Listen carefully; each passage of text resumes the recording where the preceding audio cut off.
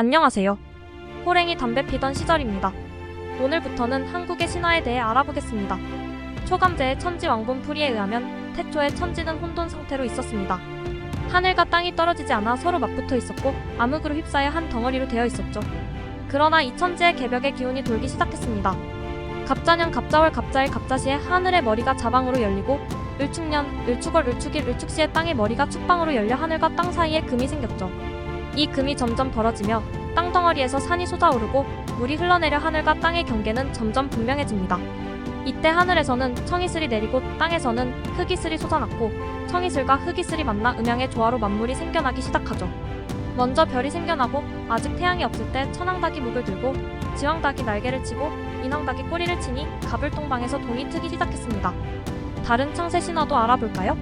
남쪽에 자던 마고 할미라는 거인이 있었습니다. 그녀가 기지개를 켜니 팔이 하늘에 닿아 금이 간 후 해와 달이 생기고 오줌을 눈이 강과 바다가 생겼다고 합니다. 세상에 처음으로 세워진 나라는 마구나라라고 하는데요. 위치는 파미르 고원으로 추정된다고 합니다. 이 마고성에는 주인인 마고 여신이 살고 있었는데요. 마고의 두 딸 궁이와 소희가 12명의 자식을 낳으니 이들이 인간의 시조라고 전해집니다. 이곳의 사람들은 땅에서 나는 물을 마시고 살았는데 사람이 점점 늘어나니 모자라게 되었습니다. 그러던 중 사람들은 또 다른 넓은 세상이 있다는 것을 알고 밖으로 나가기 시작했고 사람들은 욕심이 생기기 시작했죠. 짐승들을 잡아먹기 시작하면서 이빨이 생기고 착했던 본성이 혼탁하게 되었습니다. 이에 마고 여신은 딸들에게 사람들을 데리고 가 다른 곳에서 살도록 하는데 현재의 바이카로 주변에 한국이라는 나라를 세웠다고 전해집니다. 가불동방에서 동이 트기 시작한 세상. 창세의 신은 은쟁반과 금쟁반을 들고 하늘에 축소했고 금쟁반에 금벌레 5마리, 은쟁반에 은벌레 5마리가 떨어졌습니다. 이후 금벌레는 자라 남자가 되고 은벌레는 여자가 되어 서로 부부를 맺었고 그리하여 세상에는 사람이 퍼지게 되었습니다. 그러던 어느 날 하늘의 옥황상제인 천지왕은 좋은 꿈을 꾼 후 지상으로 내려가 총명 부인을 배필로 막고자 했죠. 총명 부인은 천지왕을 대접하려고 부자인 수명장자에게서 쌀을 빌려왔습니다. 하지만 마음씨 고약한 수명장자는 쌀에 모래를 섞어주었고 처술에 돌을 씹은 천지왕은 수명장자 가족의 악행을 전해 듣고 집을 불태워 벌을 주었죠. 총명 부인과 며칠을 지낸 천지왕이 돌아가려 하자 총명 부인은 자식을 낳으면 어찌할지를 물었습니다. 이에 천지왕이 아들을 낳거든 이름을 대별왕, 소별왕, 딸을 낳거든 대월왕, 소월왕이라 지으라고 하죠. 떠나는 천지왕은 부인에게 박씨 3개를 내주며 자식들이 자신을 찾거든 씨를 심어 하늘로 뻗쳐 올라간 줄을 타고 올라오라는 말도 남겼죠. 이후 총명 부인은 남자 형제를 낳아 이름을 대별왕과 소별왕이라고 지었습니다. 형제는 커서 아버지를 만나고자 박씨를 심었고 그 덩굴을 타고 하늘로 올라갔습니다. 아들들을 만난 천지왕은 형인 대별왕에게 이승, 아우인 소별왕에게 저승을 각각 다스리도록 하죠. 그러나 욕심 많은 소별왕은 이승을 차지하고 싶어서 형에게 이기는 자가 이승을 다스리자는 내기를 청했습니다. 수수께끼로 대결했으나 이기지 못한 소별왕은 한 번 더 하자고 졸라서 서천 꽃밭에 꽃을 심어 더 활짝 피우게 한 이가 이승을 차지하자는 대결을 합니다. 그 결과 대별왕의 꽃은 만개했지만 소별왕의 꽃은 그러지 못했고 동생은 대별왕이 잠든 사이에 몰래 꽃을 바꿔치기 하죠. 잠에서 깬 대별왕은 꽃이 바뀐 것을 알았으나 소별왕에게 이승을 차지하도록 하고 자신은 저승으로 갑니다. 소별왕이 이승에 와서 보니 해도 달도 2개가 떠 있어서 사람들이 심히 괴로워했죠. 또한 초목이나 짐승도 말을 하고 인간 세상에는 도둑, 불화, 간음이 성행하고 있었습니다.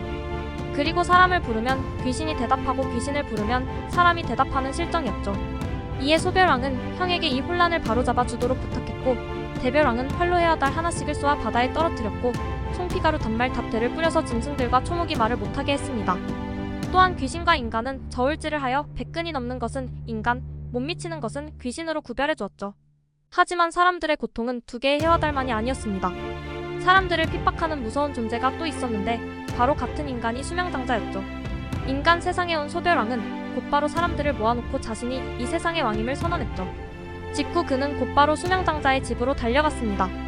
수명장자는 사나운 짐승들을 앞세우고 저항했으나 소별왕의 적수가 될 수 없었죠. 소별왕은 직접 그를 붙잡아 무릎 아래 꿇렸고 병사들로 하여금 수명장자를 능지처참하여 살과 뼈를 허공에 뿌리게 했습니다. 그렇게 흩뿌려진 수명장자의 살과 뼈는 수백 수천 마리씩 파리와 모기가 되고 빈대와 벼룩 등이 되어 세상에 흩어졌습니다. 바로 사람들을 괴롭히는 해충들의 탄생이었죠. 이후 소별왕은 위계를 엄격히 세우고 선악을 분별하여 죄를 지은 자를 무서운 형벌로 다스렸습니다. 그리하여 세상에는 점차 복도가 서기 시작했죠. 그러나 소별왕의 눈을 피해 악행을 저지르는 자들은 여전히 끊이지 않았으니 사람들은 이전보다 살기 좋아졌다고 말하지 못했죠. 한편 저승의 당도한 대별은 인간의 영혼이 혼란스럽게 맴돌고 있는 저승 세계를 정리하는 일에 착수했죠. 그는 인간의 영혼이 머물 곳을 극락과 지옥으로 구분하여 이승의 삶에 대한 응보를 받게 했습니다. 이승에서 선량하게 살면서도 고초를 겪은 영혼들은 극락에서 안식과 평화를 누리게 하고 악행을 저지르면서 부귀를 누린 자는 지옥에서 그 죗값을 치르게 했죠. 또한 한 번 지옥에 든 영혼도 죗값을 치르면 극락에 갈 수 있는 법을 마련했습니다. 그리하여 이승과는 다르게 저승의 법도는 맑고 정직하게 되었습니다. 이후 한국 신화는 이처럼 하늘에서 내려온 남신과 지상에 있는 여인의 결합으로 국조가 탄생되는 것이 기본 틀이 됩니다. 대표적인 예로 단군, 추모 등의 국조 출생 과정이 이와 같은 성격을 띠고 있죠. 다른 전설도 궁금하다면 구독과 좋아요 부탁드립니다. 감사합니다.